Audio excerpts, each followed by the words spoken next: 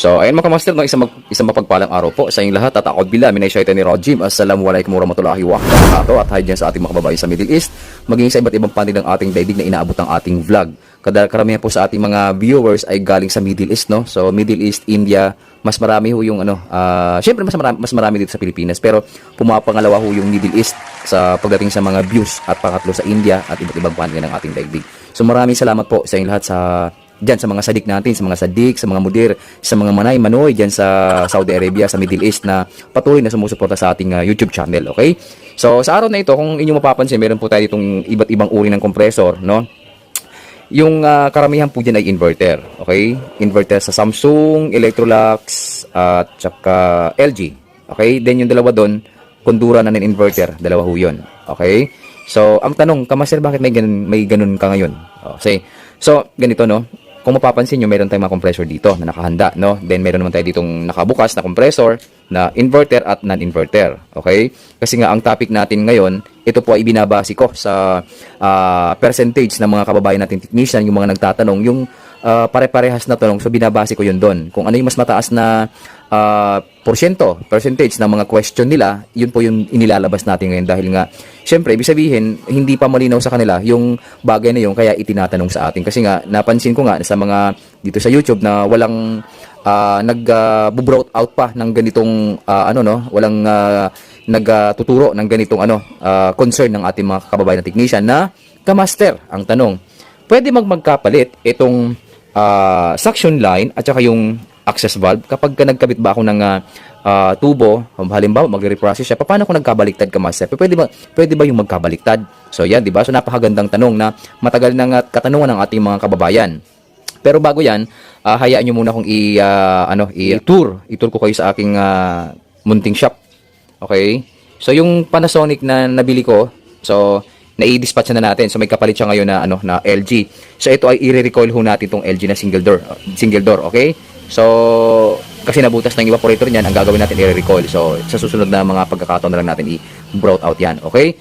So ipapakita ko muna sa inyo yung physical na aking shop, okay? Yung aking cute na shop. Ayan, magsimula muna tayo dito. Ayun. Yung mga nakasabit, pasok mga suki, presyong divisoria, 10-10, 20-20 at iba pa. So mayroon ako ditong munting harden. Yan. Wow. Diba? Stig. So harden ni Mrs. yan. Kahit paano kapag tayo ay naghihinang, meron pa rin ibig sabihin meron pa rin tayong oxygen na yung mga halaman na yan. So masarap at maganda sa paningin. Okay? Ito pa, yung aking munting harden at yung aking mga nakasabit na mga abubot, yan mga evaporator ng Samsung, Electrolux, LG, Kondura, Chuba Chinese, kahit ano. So basta nakasabit lang siya dyan, okay? And ito naman yung aking munting gate, yun. Yun yung aking dalawang kalabaw, yan yan. So pag carpentry, doon na yung mga gamit ko pag carpentry.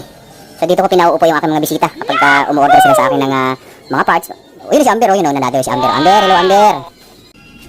So yun naman yung electronic area ko. So doon tayo naghihinang. By area kasi tayo no. Nakakala mo na laki-laki ng shop So by area kasi tayo, kapag tayo nagre-repair ng mga board, doon tayo naghihinang, okay? So ayun lang, yun lang. Ito lang yung ating shop, Yun. So pakita ko sa inyo yung electronic area.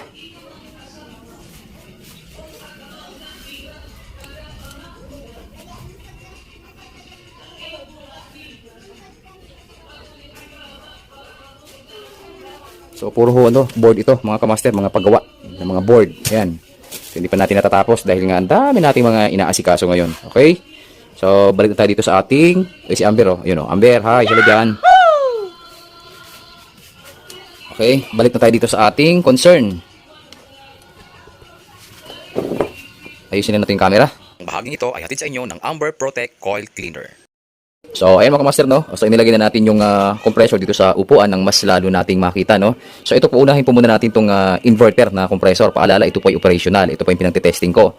Pero para sa inyo, ito po ay sisirain na natin at babaklasin na natin para ma-pull out natin ito. At para makita nyo ng malapitan yung ating concern ngayon. Sabi ko naman sa inyo, para sa ating mga kababayan, handa ko itong putulin. At alam mo yun, wala na Pang testing na lang natin to. Pero kung tutuusin, mahal to mga Kamaster yung compressor na to, okay?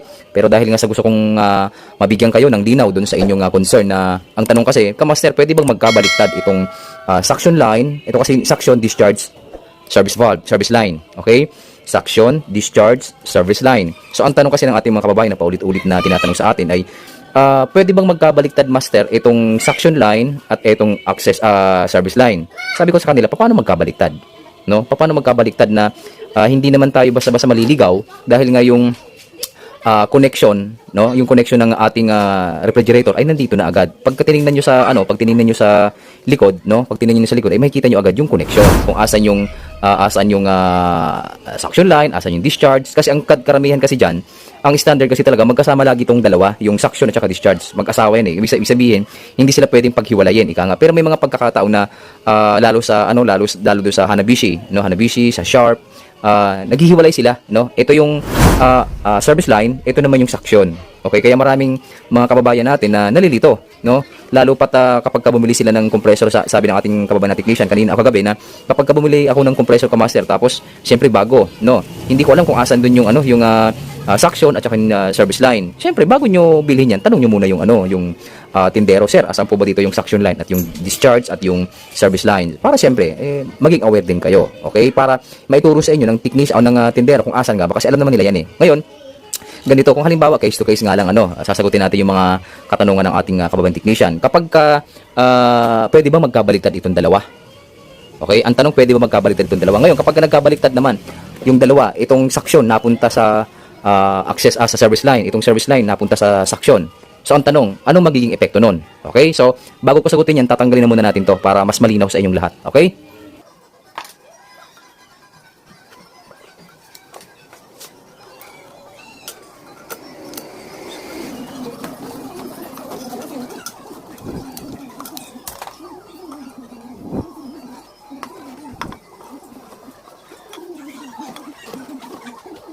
Okay, so nakita niyo na mga kamaster, no? Pinutol ko para sa inyo. Ngayon, ang tanong, balikan natin tanong ng ating kababayan technician na pwede ba magkabaliktad to? Itong, ayusin natin. Ayan. Pwede ba magkabaliktad itong service valve at saka yung suction line? Ang sagot ay opo. Pwede po silang magkabaliktad in a sense na parehas lang naman yung function nila. Okay? Kasi kapag halimbawa kasalukuyang umaandar, halimbawa kasalukuyang umaandar yung ating compressor, pag pinutol nyo po yan, pag pinutol nyo po itong service valve na to, hihigop po yan. Bakit? Kasi nga iisang linya lang naman yan. Ayan o. Okay, pansin nyo. Yung ating suction, yung ating suction at yung ating service line ay iisa lang. Pansin nyo. O, di ba? Buko tayo ng pagturo. Itong service line at yung suction line ay iisa lang. Okay? Ang tanong, ba't may ganito? Okay? Kasi nga, naglagay sila ng service line para magkaroon tayo ng access upang tayo ay makapag-charge ng refrigerant. Oh, yes, kasi kung walang tawag dito, kung walang service line na ilalagay ang ating mga manufacturer dito sa compressor, ang mangyayari, magtatanim tayo ng ng access dito sa suction, sa suction. 'Di ba? Parang doon sa mga window type, 'di ba? Sa mga window type kapag nagre-reprocess tayo, nagtatanim tayo ng access valve doon sa suction line. Okay? Malapit doon sa accumulator. 'Di ba, mga kamaster? Kung wala ito, wala namang problema. Okay, di magtanim tayo dito sa magtanim tayo dito ng ng access valve dito sa suction line. Okay? So ganoon lang po kasimple. Ang tanong, pwede magkabaliktad? Pwede po. Pero syempre, wag na nating dapat hindi na tayo aabot sa ganung tagpo. Okay? Kung tayo po ay mga beginners, siguro okay lang na sa una magkamali tayo. Pero syempre, bilang isang legit na technician, wag na nating hayaan pang umabot tayo sa gano'n na nagkabaliktad yung connection. Kasi unang-una hindi po pwede magkabaliktad ang connection dahil sa umpisa pa lang, no, makikita mo naman na rin na sa connection ng refrigerator kung asan yung discharge, asan yung suction, asan mismo yung service valve. Kasi karamihan kung ano yung nahihiwalay na tubo, yun po yung service valve. Kung ano yung magkasama, yun po yung suction at saka yung discharge. Okay? Ganun lang po. Kasi yung suction, di hamak na mas malaki yung tubo kumpara mo dito sa discharge. So yung discharge hindi masyadong issue yan kasi halatang-halata mo naman okay na yun talaga yung discharge. Ngayon ang issue lang nila yung suction at saka yung service valve. Okay? Tapos na tayo dun sa tanong na pwede ba magkabaliktad? Pwede magkabaliktad. Pero sabi ko nga, kapag tayo ay sa umpisa siguro, sabi ko nga sa umpisa, pwede mangyari yun na napagbaliktad mo yung suction tsaka yung service valve. Pwede. Pero syempre, sa pangalawa, pangatlo, pang-apat, wag nyo nang kasanayan na laging nagkakabaliktad yung connection ninyo. So, may problema na sa atin, hindi na dun sa compressor. Kasi minsan, nalito lang tayo, kaya nagkabaliktad. Okay? Okay lang 'yun. Lahat tayo dumadaan sa ganung tagpo. Pero kung pangalawa, pangatlo, pang-apat, lagi nang ganun, lagi kang nalilito, aba, may problema tayo. Okay?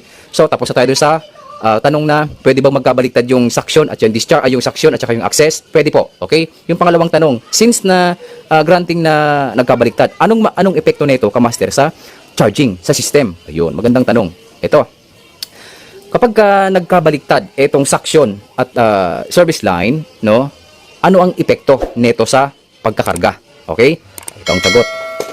Kung mapapansin nyo, okay, pag ito, binalik ko doon, ibabalik ko ibabalik ko. Yun. So, kung mapapansin natin,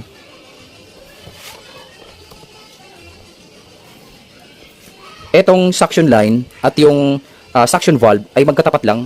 Ganun sila, ganun, no? Magkatapat lang. No? Ito yung suction, ito yung suction valve. Magkatapat lang sila, magkatapat. Yan, yung butas ng suction at yung butas ng ito yung suction valve ay magkatapat lang. Okay? So ibig sabihin, pwede talaga magkabaliktad yung dalawa na yan. Pwede kang yung service valve ay pwedeng maging suction at ito namang suction line ay pwedeng maging access line o service valve. Pwede po 'yon. Okay? Ngayon ang tanong, ano yung epekto nun sa system? Okay? Kung system ang pag-uusapan, wala akong masyadong epekto 'yan. Wala pong masyadong epekto 'yan. Bakit? Iisa lang naman yung function kasi ng dalawa na 'yan eh. Iisa lang naman po yung function ng dalawa na 'yan. Okay? So, posible lang na magkaroon ng konting diferensya sa pagcha-charging kung sakaling ito napunta dito, yung service line mo napunta dito sa suction, no? Kasi nga itong service line mo nandito na sa suction. Okay, na galing sa system. Okay, so konting diferensya lang 'yan. Parang nagkakaroon na ng konting delay sa pagkakarga, no? Yun lang naman yung naging epekto na yung tipong pag nagkakarga parang medyo hirap pumasok. No, kasi may delay, kasi nga nagkabaliktad. Pero to the point na sasabihin mo na magkakaroon ng problema, wala pong magiging kaso at magiging problema yan sa ating system, lalo sa ating pagkakarga. Okay? Kasi nga po, kung ating mapapansin, itong suction line, ito yung pagpalagay natin, ito yung galing sa evaporator, pabalik na ng system. Ayan, ito yung pressure, pabalik na ng system. Ayan, papasok sa suction valve. Then magpapump na naman siya, lalabas na naman dito sa discharge valve. So ganun lang yung cycle, no? Pero itong ating discharge line ay closed system po 'yan, mga kamaster. Okay? Closed system po 'yan. Paalala lang ha, closed system po 'yan. Hindi yan humahalo dito sa suction. Okay? Hindi humahalo ito dito sa kabuuan ng ng ating sa loob ng compressor dito. Okay? Closed system po 'yan. Okay? Kaya nga 'di ba kapag loose compression, may mga binigyan ako sa inyo mga video yan. Posibleng mayroong mga leak dito sa connection, kaya loose compression. Mayroong ng leak dito sa mga connection.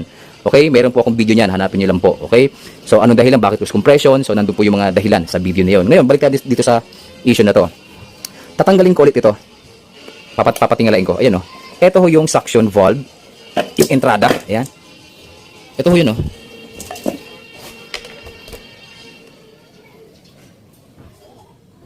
Yan po yun, mga kamaster. Okay? Ito po yung suction valve na tinatawag. Okay? So, kapag ito humigop, kapag ito humigop ng kasi dapat ang hihigupin nito ay gas. Okay? Hindi po dapat liquid ang hihigupin ng ating suction valve, mga kamaster. Okay? Dapat gas. Kung ating mapapansin, itong suction valve, itong suction entrance, suction entrance na tinatawag, kasi pagdating dito, suction valve na ang tawag diyan.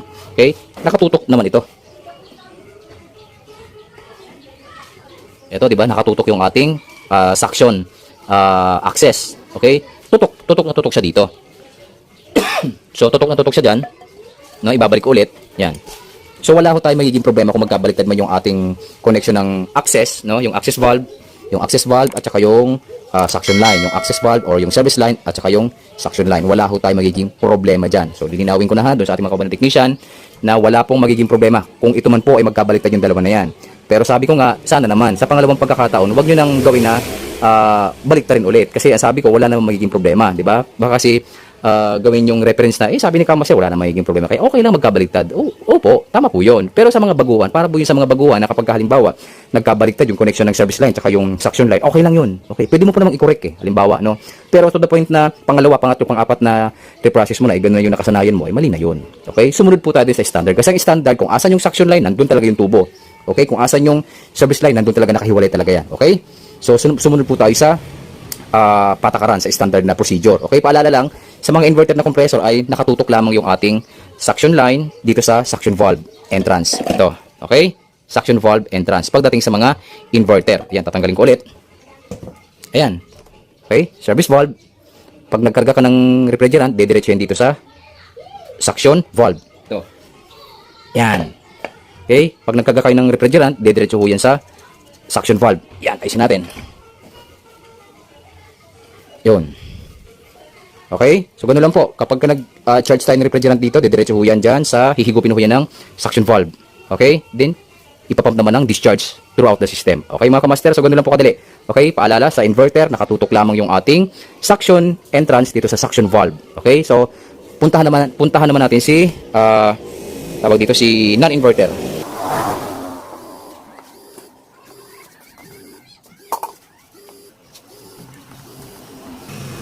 Okay, si non-inverter naman, ito ay galing sa Condura na refrigerator. Okay, so ito yung discharge. Ayusin natin. Ito ho yung discharge, ito ho yung suction line, ito naman yung service line, mga kamaster. Okay, inutol ko na rin ho ito. Yun. So kung ating mapapansin, yan tatanggalin ko ito.